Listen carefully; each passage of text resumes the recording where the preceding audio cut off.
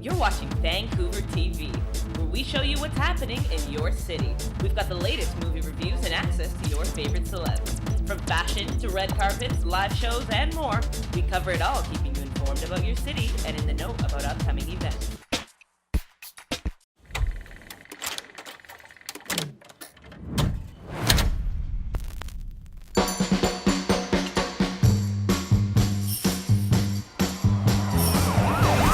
So you just starting your day, or did you just get off? They call, I go, you know. So what is it you do? I'm a driver. Oh, like a chauffeur. Anyone I'd know? I hope not. What is your name? Baby. Your name's Baby. B-A-B-Y, baby. It's the one who say listen to the music all the time? Is he mental? Mental meaning slow. Was he slow? No. He had an accident when he was a kid. Still has a hum in the drum. Plays music to drown it out. And that's what makes him the best. Whoa, whoa, whoa, whoa,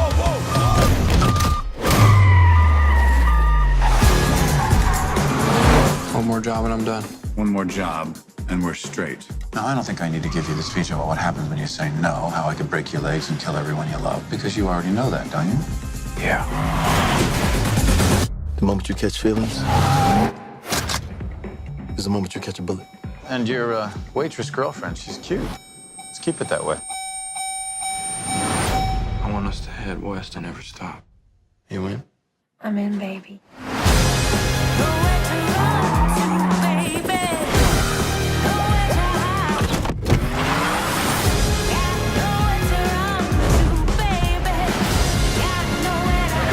One of these days, baby, you're gonna get blood on your hands. Time to face the music.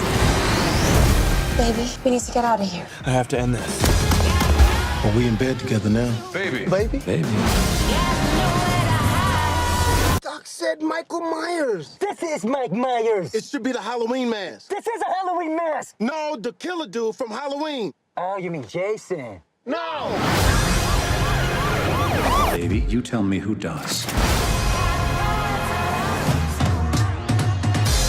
She a good girl? You love her? Yes, I do. That's too bad.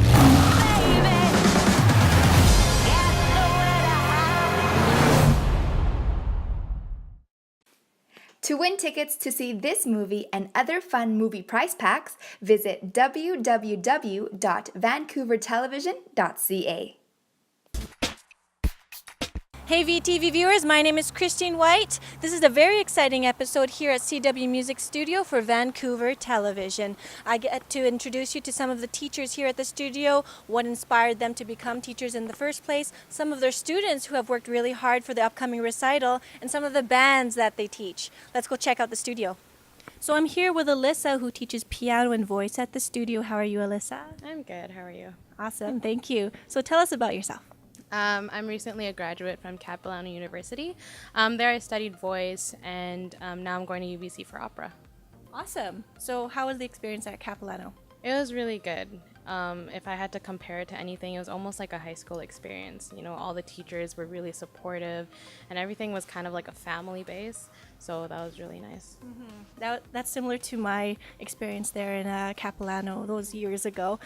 So what are your plans at UBC? For UBC, well, my biggest plan is to be a performer. You know, I love being on stage and, you know, just being able to dance and sing and act and all of those things. So being at UBC, I feel like I'll be able to get all those skills and I'll be able to, you know, do what I love. Definitely. And I also heard that you received plenty of awards. Can you tell us about those awards? Yeah, in Capilano, there's a competition for a lot of the voice majors. Actually, not just voice majors, but all the performance majors. And in my first year, I won first place.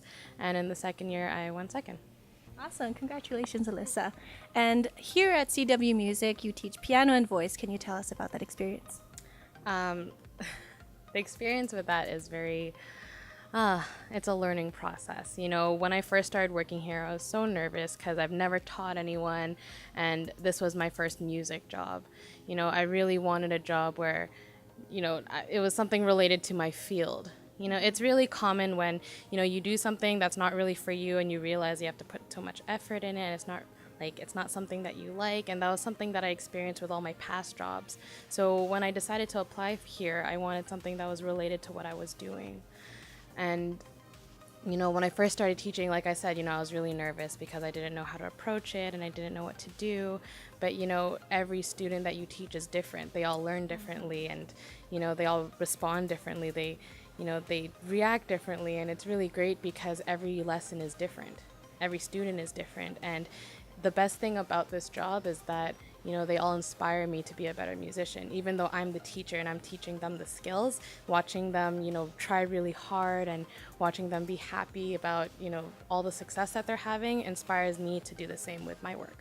So would you say that teaching is a continuous learning experience as well? Yeah, not just for them, but even for me. Fantastic. Now, could you tell us about your performances? My performances, there are a lot of varieties of performances that I've done. The most recent ones were with my vocal ensemble. We're called Wings Vocal Collective, and we're a group of about 20 singers now. Before we were only 8, but we've grown since then. And recently we're on Global TV, and we did a Christmas special for them. So yeah, that was a really great experience. My solo career, I've done a lot of performance at CAP with my recitals and things like that, and it's just a really great experience. I like the whole adrenaline rush right before you go on stage. There's all that nervousness, but aside from that, when you get on stage, it's such a great feeling to release all the energy and, you know, do well. What's your favorite song right now to sing?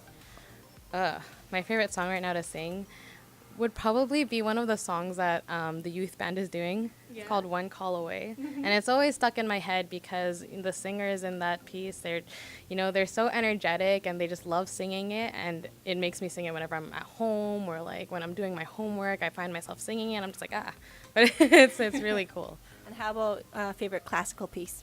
My favorite classical piece right now is the one that I'm learning for an upcoming competition. It's called Von Ewige Lieb by Brahms. Yeah, it's a pretty big piece and it's pretty hard, but, you know, singing it is very fun. Do you think we can hear a little bit of it later? Maybe.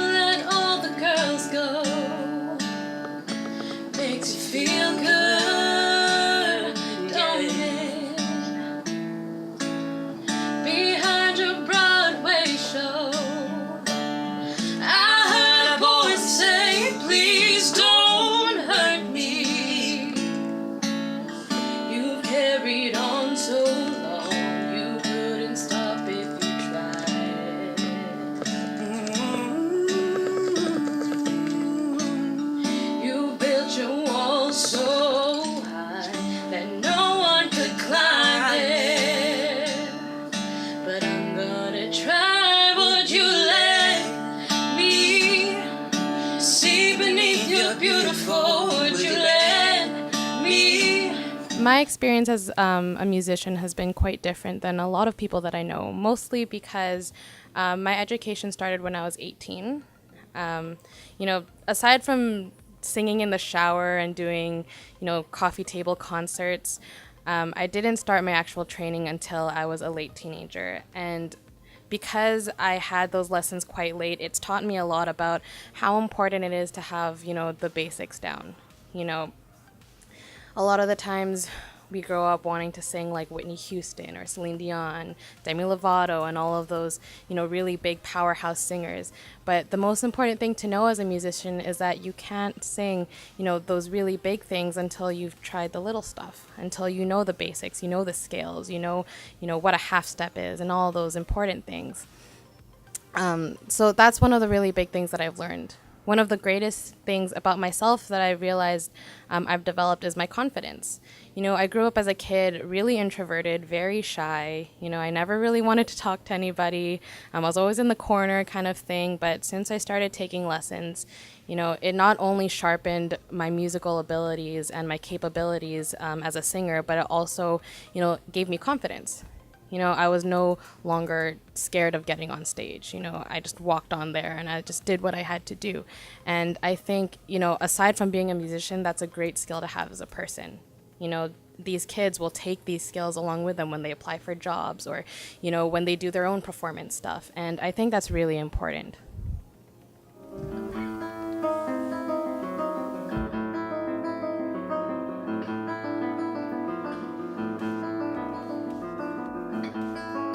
My name is Kendricks. My name's Paul. Because I like guitar. I like the sound of the guitar and I like the way it feels when I play it. It's the first thing I learned.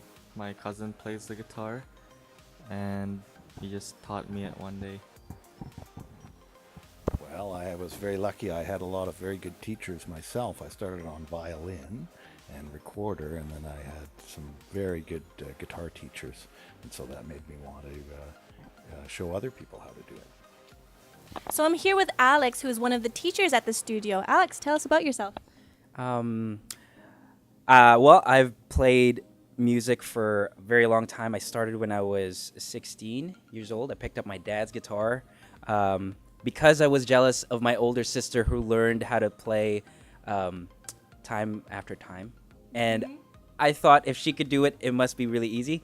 And then from there, I realized I fell in love with realizing how to play music through the guitar and got into really instrumental contemporary guitars. And over time, I really enjoyed showing and teaching how to play guitar. I had a chance to be a leader at my worship team at church, and so we were kind of given a chance to lead musicians. So from there, I was able to actually play music and then show what in my head was music, what music was supposed to sound like, how we were supposed to progress the song from one place to another, and I realized I really liked that. And then I found out through someone who already worked here that, you know, they were looking for guitarists, and then I applied, and now I'm teaching music here.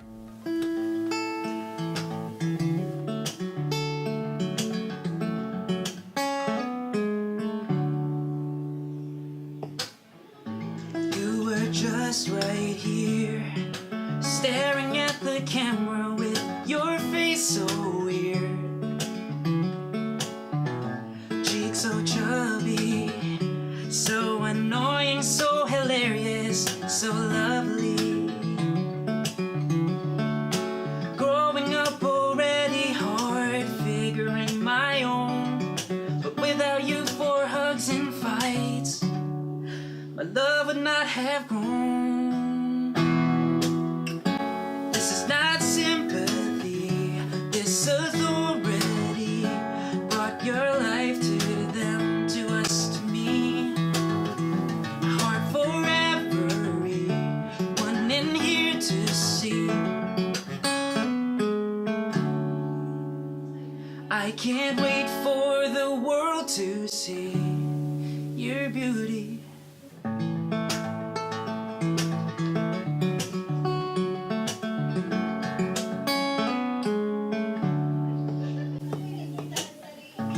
I don't see it. No, to me, you're not as tall as what you seem to be. Yes, I mean it. I swear I ought to know that you've outgrown me. I look at you and I don't believe how beautiful you are, because your beauty used to fit much more within my arms. This is not sympathy, this authority brought your life to them, to us, to me. Amazing. What's teaching like? It's hard because the people you're teaching aren't your age. A lot of my students are younger.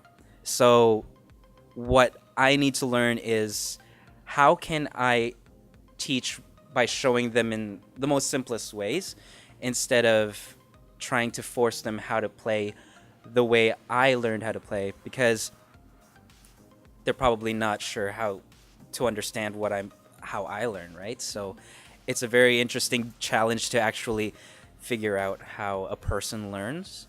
And a lot of it, I realized that asking a person how to play something, asking it in different ways until they finally understand, okay, this is how I play this.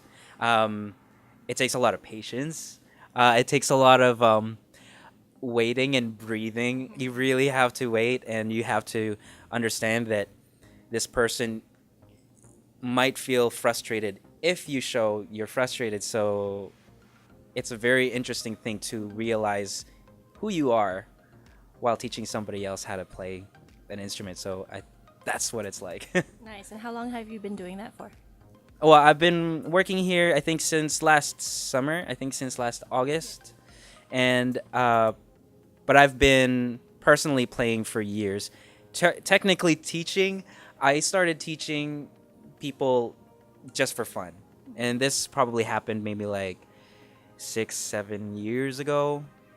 Just when people that I knew wanted to learn how to play a guitar. It was good for me to try to learn how to integrate knowing what to play and how this person is gonna perceive learning how to play, because sometimes it's actually really confusing. When I was learning how to teach, it was weird. They would get all these confusing looks because I was going too fast, or like I wasn't really a good teacher yet. And so it was actually really interesting to learn from friends that I was a really bad teacher. And then from there, really got used to honing in a language that was more welcoming, a little bit challenging, but also easier for people to understand what I want them to play and how to get that across. Yeah.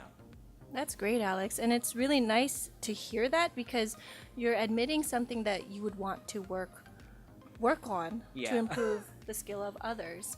And I know that your students, Aldrin and Max, who play in our bands, they've significantly improved since they had lessons with you. In fact, Max just came back from the Philippines, and he performed so well. And you just need to thank you for that. And Aldrin, who's just new to the guitar, he's really expressing himself, especially with the Eye of the Tiger. That's a tough one. So what goes into teaching boys that age the guitar? What I noticed was, for any person who wants to actually learn the guitar, a person who wants to learn only wants to learn the fun bits of a song. And so challenging that concept of, okay, but how do you get from this fun part of the song from the boring part of the song, right? And so actually challenging them how to play the chords, and then also understand why they're playing the chords. So if you're playing a particular chord progression before, then I'll ask them, okay, play this. Can you play this as well? Play this. And then repeat. And then I'll ask them, okay, do you know why you played this? To this, to this. And then we'll repeat it again. And then I'll ask, okay, do you remember why we did that? And then just constant asking, and then also with a little bit of actually playing the parts that they like to play. So it's really hard to get to that spot, especially when you're trying to figure out their goals. So yeah, that's a generalization of how I usually go about my class. Yeah. That's great. Okay, so some advice to those who are looking to compose music, because I know that you are also a composer. Okay. Advice, I don't really have any advice except for just try it. There's nothing really hard about putting pen on paper and putting something on it. But turning it into a composition is something that you kind of have to experience. You have to realize that maybe the way you play your music is different from the feel of your writing, and then Putting those two completely different mediums of art together is very different. And honestly, the only way you can figure yourself out is if you actually do it. And obviously, it'll be bad for the very first couple times you do it. And you learn how to get better at making music and learning how to create fun little riffs inside your songs or melodies and harmonies and stuff. And it's a trial and error thing for me. I think that's how it works. Yeah. So tell us about the 2 songs that you are going to perform for us. Okay, well, one of the songs is a song I wrote for my sister on her debut. It's just about simple memories I had of us growing up and how she was annoying. She would follow me around and make funny faces on cameras and stuff. And how all of a sudden she was from that annoying little girl to someone wearing a lovely, beautiful dress, ready to go out into the world, right? So, and then the other one is about a song about people who take advantage of other people, and sometimes the courage it takes to actually move on comes from the person asking questions about themselves. It's not any specific person or anything. Mm-hmm. Just from experience. So not from personal experience, or? I don't know. No comment. No comment. Sounds good. Can't wait to hear it. Thanks, Alex. Thank you. So I'm here with Eva Jarvis, who has been studying piano and voice with me since she was age 4. 4 years old, and now she is 9. 9 years old. She just turned 9. So Eva, do you enjoy playing piano? Yeah, it's really fun. Yeah. What's the best part about piano? I can play whenever I want at home, and it's just really a part of me because I love playing songs. Yeah, and I also know that you're a fabulous singer. You've worked really hard on your technique and really connecting with the music by singing. So can you tell us about your voice? I have a good voice, but it's not as great as like one of the famous singers, but I'm working on it. Yeah, is that what you aspire to be, a famous singer? Yeah, that's what I want to be when I grow up. Oh, so who is your idol? My idol is Taylor Swift. Oh, Taylor Swift. That's really cool. I think Taylor Swift plays guitar and sings, right? So you're going to be a piano player and singer at the same time, right? Yeah, cool. What's your favorite song right now? My favorite song is Sad Song because I like the harmony of the song. Yeah, and what 4 chords does it have, or does it have more than 4 chords? It has more than 4 chords. Oh, okay. So what chords are they? Do you know? It's C and also G. Cool. And then I switch it to A and G. And then I keep it on and then I switch to F here. It's like I'm leaving all my best and silhouettes upon the wall.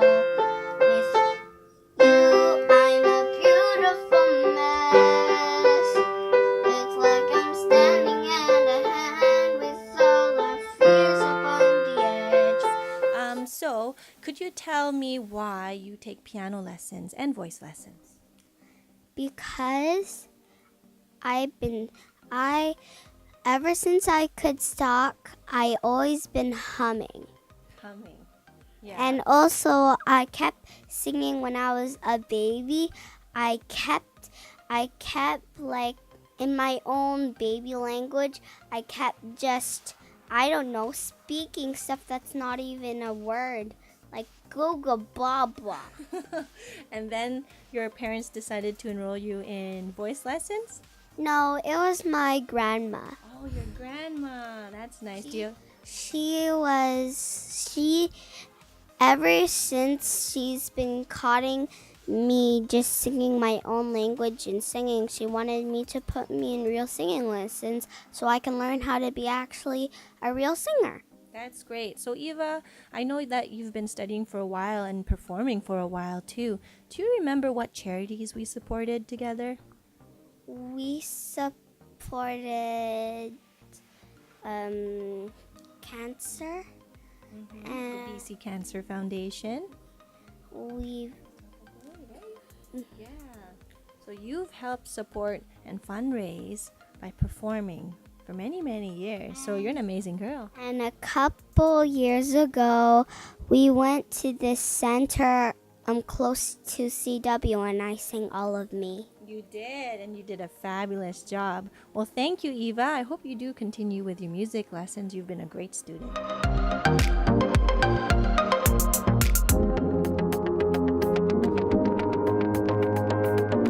To me, music lessons are really fun because I just love just staring at the keyboard for a while and just like always playing notes because I love it and I never want to stop till I'm older.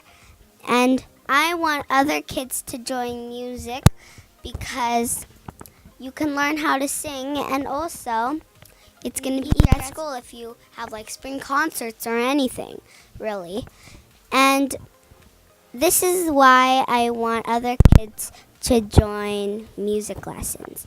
Because if you do reading, it's going to be less hard if you take singing lessons when you're like reading in music class at school. It's just going to be easy for you to read and also sing. And this is why I'm saying this, because if kids are watching television right now, if you see me right now, I just want you to join music because it's a part of me and it can be a part of you. Thanks for tuning in. See you next week for another episode of Vancouver Television.